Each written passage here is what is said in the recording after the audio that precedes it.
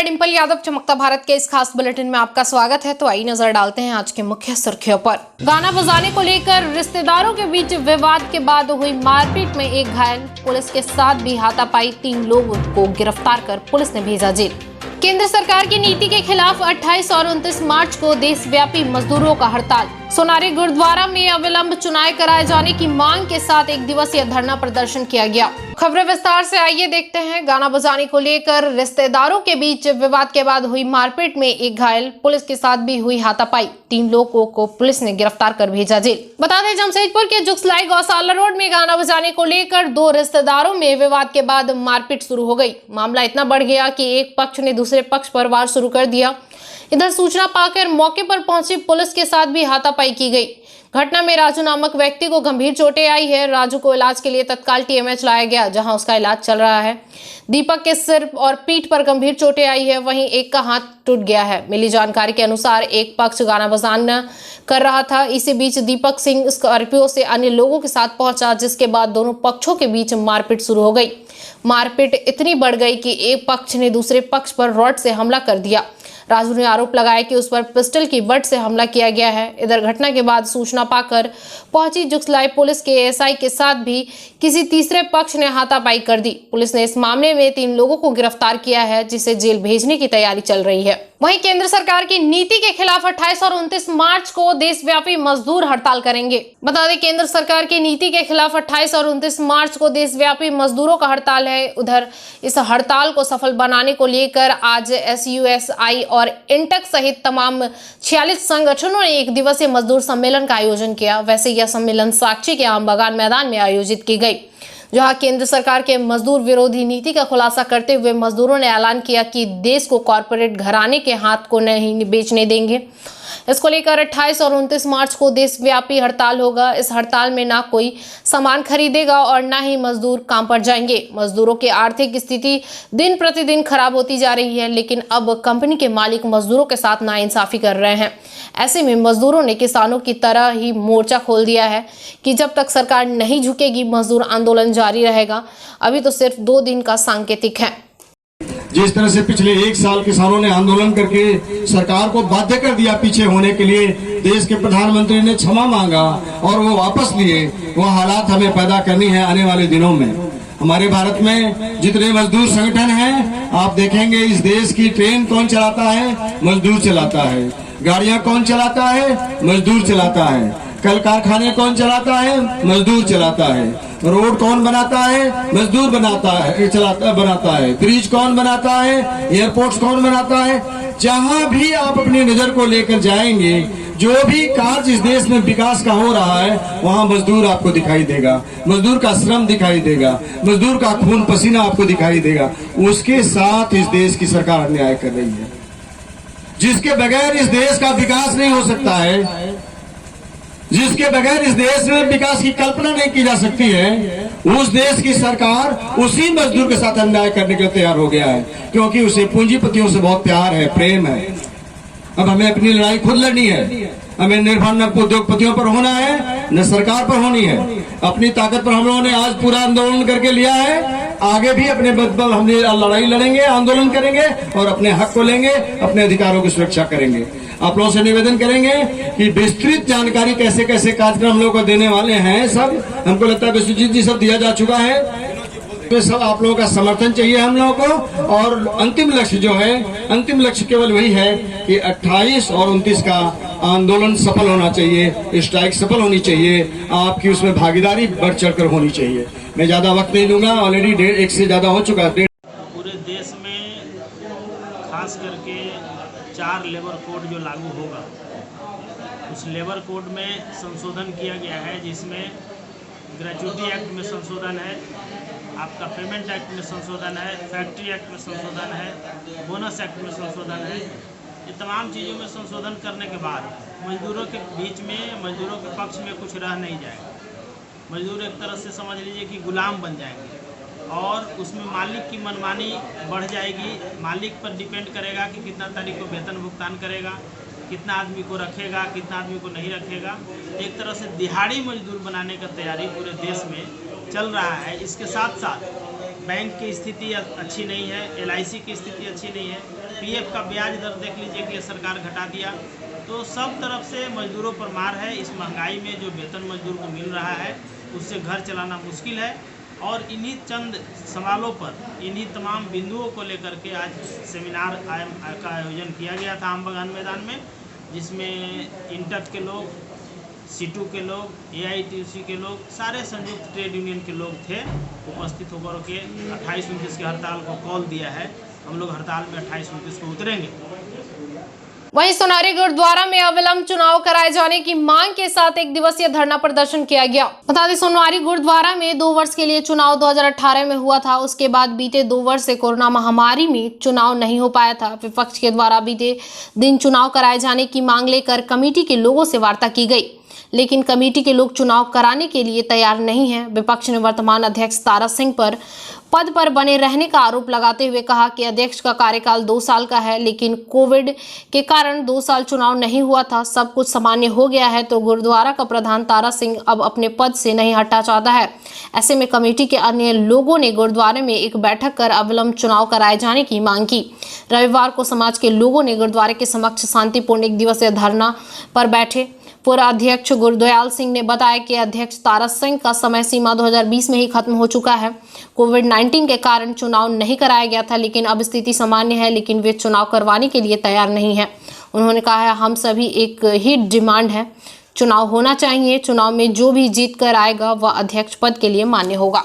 क्या मांग है आप लोग का? हम लोग का यहाँ रोष प्रकट करने बैठे हैं शांतिपूर्वक, और हम लोग चाहते हैं इलेक्शन हो।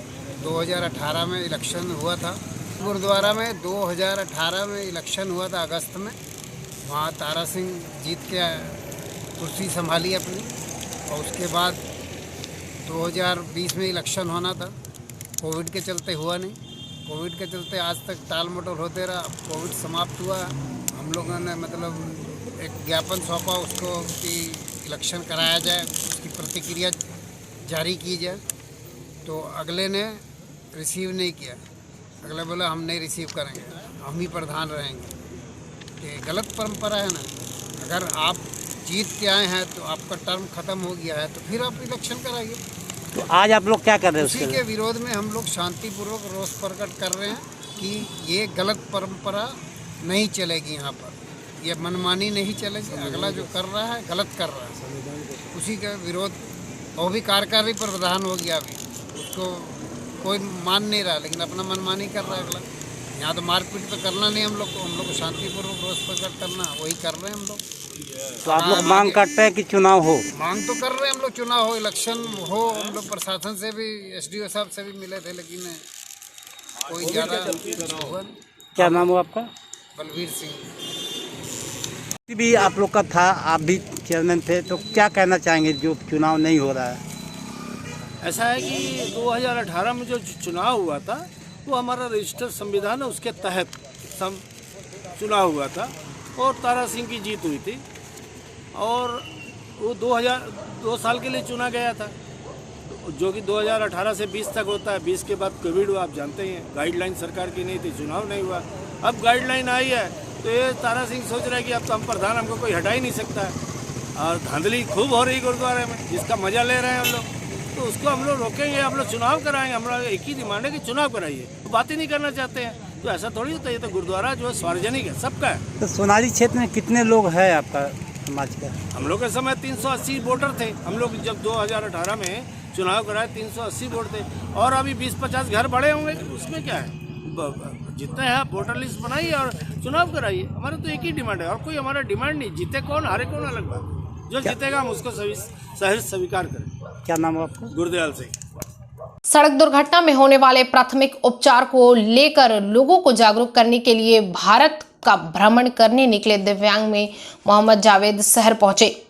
बता दें, सड़क दुर्घटना के बाद घायलों को किस तरह से प्राथमिक उपचार दिया जाए, इसकी जागरूकता के लिए चेन्नई के मोहम्मद जावेद भारत भ्रमण के लिए निकल पड़े।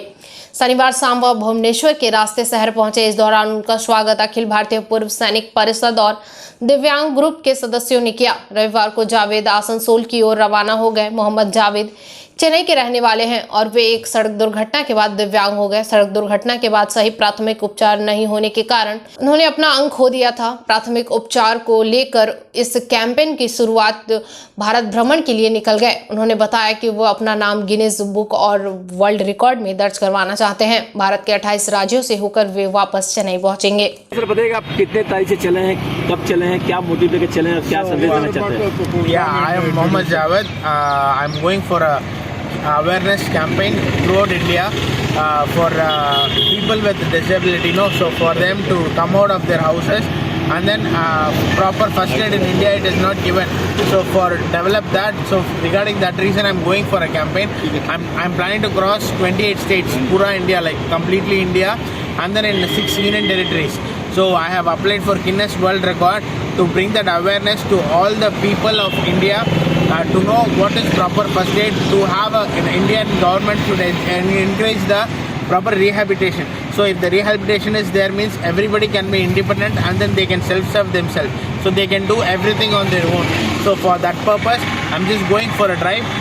I just want all the government people, everybody to support for this good cause, and then do the wonders so that all the differently able people can come out of their houses and then they can be independent. So that is the main motto. Thank you. कि जो चेन्नई से 8 मार्च को चले हैं महिला दिवस के दिन, और भुवनेश्वर से कल शाम को जमशेदपुर पहुंचेंगे। कल इनकी व्यवस्था हमारे दिव्यांग साथी सुशांत जी के द्वारा साई रेजेंसी होटल में किया गया था आम बागान में, और जैसी इसकी जानकारी मिली अखिल भारतीय पूर्व सैनिक सेवा परिषद और दिव्यांग ग्रुप के लोग जो जमशेदपुर में हैं और स्थानीय लोग यहाँ पे उनका स्वागत किए और इनको शुभकामना और इनके कार्यों की सराहना करते हुए हम सब आज उपायुक्त कार्यालय से इनको आसनसोल के लिए रवाना कर रहे हैं। ये बेसिकली जो संदेश देना चाहते हैं कि कोई भी जब घटना होती है तो स्थानीय लोग जिनको जानकारी नहीं होती है, जो उसमें उनको फर्स्ट एड देने के क्रम में जितना डैमेज है उससे ज़्यादा बढ़ा देते हैं। तो उसका एक गवर्नमेंट के तरीके से फर्स्ट एड की ट्रेनिंग या अवेयरनेस हो लोगों को कि किसको कैसे हैंडल किया जाता है, ताकि उसके हम चोट को बढ़ाएं नहीं बल्कि उसको हम सही तरीके से हॉस्पिटल तक पहुँचाएँ।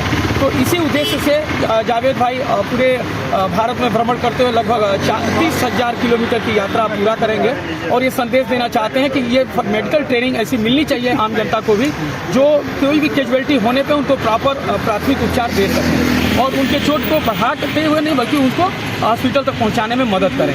तो इस तरह का संदेश देते हुए जावेद भाई निकले हैं और हम लोग चाहते हैं कि आप लोगों के माध्यम से आम जनता तक ये संदेश जाए कि दिव्यांग होने के बाद भी आदमी मन से अगर मजबूत है तो देश के लिए बहुत कुछ कर सकता है। और आज उनमें से देखा है लगभग 3 महीने की छुट्टी लेके ये ड्राइव चला रहे हैं। अपने गाड़ी में भी बहुत तरह से मॉडिफाइड किया गया है। इनको जो होटल चूज किया जाता है वो भी बहुत तरीके से सेलेक्ट करना पड़ता है ताकि इनको चलने में, चढ़ने में, पहुँचने में या टॉयलेट बाथरूम करने में दिक्कत न हो। तो इन सबको ख्याल करते हुए आज सब साथी यहाँ पे हम लोग उपस्थित हैं। जावेद जी दिव्यांग कैसे बने? जावेद जी दिव्यांग कैसे बने? इनके कुमार सिंह, सुशील कुमार सिंह, प्रदेश महासचिव अखिल भारतीय पूर्व सैनिक सेवा परिषद। जमशेदपुर के कुछ युवाओं के द्वारा लावारिस बेजुबान डॉग के बच्चों को घर देने की कोशिश की जा रही है। बता दें, सड़क किनारे लावारिस जख्मी हालत में छोटे डॉग के बच्चों को कुछ युवाओं के द्वारा पकड़कर लाया जाता है और उसे अच्छे से देखभाल कर कैंप लगाकर दूसरे लोगों को दे दिया जाता है ताकि यह लावारिस बेजुबान जानवर को लोग अपने घरों में अच्छे से पाल सके। वहीं युवाओं ने कहा कि लावारिस जख्मी डॉग के बच्चों को सड़क किनारे से लाकर हम लोग इलाज करते हैं और कैंप लगाकर डॉग के शौक रखने वाले लोगों को दे देते हैं ताकि अच्छे से लावारिस डॉग के बच्चों का परवरिश हो सके। पिछले 2 साल में यह काम हम लोग कर रहे हैं ताकि लोग जागरूक बन सके। क्या कहना चाहेंगे आज? हम लोग बस सड़क के कुत्तों को घर देने की एक छोटी सी कोशिश कर रहे हैं। यहाँ पे एक अडॉप्शन कैंप प्लान किया है ग्रुप ऑफ यंगस्टर्स ने, जो कि जमशेदपुर के डिफरेंट जगह से आए हुए हैं। कोई जुगसलाई से आया हुआ है, कोई कदमा से आया हुआ है, कोई पार्डी से आया हुआ है, कोई मानगो से आया हुआ है। सब अपने एरिया के छोटे छोटे पपीज़ को लेके आए हुए हैं। हमारा ये मानना है कि अगर हम देसी हैं तो फिर हम विदेशी ब्रीड क्यों प्रमोट करते हैं, लोग क्यों लेते हैं? हम देसी हैं तो हमारे ब्रीड्स भी देसी होने चाहिए। ये इतने अच्छे ब्रीड होते हैं कि हमारे हर प्रकार के माहौल में ये अपने आप को एडजस्ट कर लेते हैं। हम जैसे रहते हैं उन्हें बस थोड़ा सा स्पेस मिल जाए और किसी चीज़ की ज़रूरत नहीं होती। हम जो खाते हैं हम उन्हें वही खिलाएं, तो ये उनके लिए और हमारे लिए ही गर्व की बात है। और विदेशी ब्रीड को प्लीज़ प्रमोट ना करें, ताकि इन बच्चों को एक छोटा सा घर मिले। इनका घर छिन जाता है। कहाँ से लाए हैं ये सभी पप्पी? कोई जुगसलाई से लेके आया है, कोई मानगो से लेके आया है, कोई पार्डी से लेके आया है, कोई कदमा से लेके आया है। यहाँ पे काफ़ी सारे एरियाज़ के पपीज़ को लेके आया गया है। रोड साइड 9 पपीज़ को अडॉप्ट कर चुके हैं। 10 हो गया, अभी 10वें पपी को घर मिला है। वहीं कमेटी वेलफेयर एसोसिएशन के तत्वाधान में कदमा आंध्र एसोसिएशन स्कूल के समक्ष मैदान में क्रिकेट टूर्नामेंट का आयोजन किया गया। बता दें, झारखंड तेलुगु सेना नामक संस्थान के द्वारा तेलुगु समाज को आगे बढ़ाने के लिए लगातार प्रयास किया जा रहा है। रविवार को तेलुगु कमेटी वेलफेयर एसोसिएशन के तत्वाधान में कदमा आंध्र एसोसिएशन स्कूल के समक्ष मैदान में क्रिकेट टूर्नामेंट का आयोजन किया गया। टूर्नामेंट में समाज के ही 6 टीम भाग लिए। 1 दिवसीय टूर्नामेंट में 10 ओवर का मैच खेला गया। पहला मैच एलडीएल और एबीके टीम के बीच एडीएल 102 रन बनाकर विजय हुआ। वहीं दूसरा मैच ईबीएस और बीबीएस के बीच खेला गया। फ्रेंडली मैच में टोटल तेलुगु कम्युनिटी का पीपल्स का यंग लड़का लोगों को एंकरेज करवाने के लिए हम लोग कर रहे हैं। ये हम लोग का झारखंड तेलुगु सेना की तरफ से ऑर्गेनाइज कर रहे हैं। ये टोटल जितने ईस्ट सिंहभूम में हम लोग को जितने एसोसिएशन है, 30 एसोसिएशन के अंदर में 6 एसोसिएशन हम लोग साथ में आया, 3 लोग साथ में हम लोग खेलवा रहे हैं। एक दिन का है नहीं, यहाँ के दिन के बाद 27, फिर मार्च के एक फाइनल मैच होगा 27 में। तो कहाँ से टीम आया है? ये सब लोकल है। इंडियन सोसाइटी है, तो विलास है, गांव में आपका ये हम लोग का समाज का ये खेलने का उद्देश्य है कि हम लोग टोटल तेलुगु कम्युनिटी को एक छत पर लाने का उद्देश्य है, ताकि यंग जनरेशन को भी उठा के हम लोग को आगे लाने का है। तो हम लोग का समाज को जितना तेलुगु कम्युनिटी में एकत्रित होने के लिए हम लोग की आयोजन किया है। सब तेलुगु समाज का है? तेलुगु कम्युनिटी टोटल तेलुगु समाज का है। क्या नाम हुआ आपका? हमारा प्रेसिडेंट झारखंड तेलुगु सेना। वहीं राष्ट्रीय मानव अधिकार एवं भ्रष्टाचार निवारण ने गांधी आश्रम में गरीब बच्चों के संग मनाई होली। राष्ट्रीय मानव अधिकार एवं भ्रष्टाचार निवारण के द्वारा जमशेदपुर गांधी आश्रम में गरीब एवं अनाथ बच्चों के साथ होली मनाई गई। इस कार्यक्रम में झारखंड के प्रदेश राज्य प्रभारी प्रांतिक कुमार की अध्यक्षता में गरीब बच्चों को होली की पिचकारी, गुलाल एवं मिठाई देकर प्रोत्साहित किया गया। इस कार्यक्रम को सफल बनाने के लिए झारखंड प्रदेश राज्य प्रभारी प्रांतिक कुमार दास के साथ प्रदेश उपाध्यक्ष राजेंद्र नाथ चैटर्जी, प्रदेश उप सचिव शंकर सरकार, राजेश दत्ता एवं गांधी आश्रम की रीता जी एवं अनीता राव सराहनीय भूमिका रहा।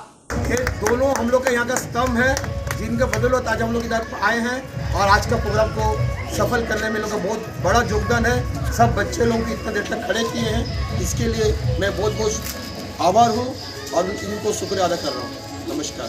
चलते चलते एक नजर अब तक की सुर्खियों पर। गाना बजाने को लेकर रिश्तेदारों के बीच विवाद के बाद हुई मारपीट में एक घायल, पुलिस के साथ भी हाथापाई, 3 लोगों को गिरफ्तार कर पुलिस ने भेजा जेल। केंद्र सरकार की नीति के खिलाफ 28 और 29 मार्च को देशव्यापी मजदूरों का हड़ताल। सोनारी गुरुद्वारा में अविलंब चुनाव कराए जाने की मांग के साथ 1 दिवसीय धरना प्रदर्शन किया गया। दिन भर की तमाम छोटी बड़ी खबरों के साथ जुड़े रहने के लिए देखते रहिए न्यूज चमकता भारत। नमस्कार।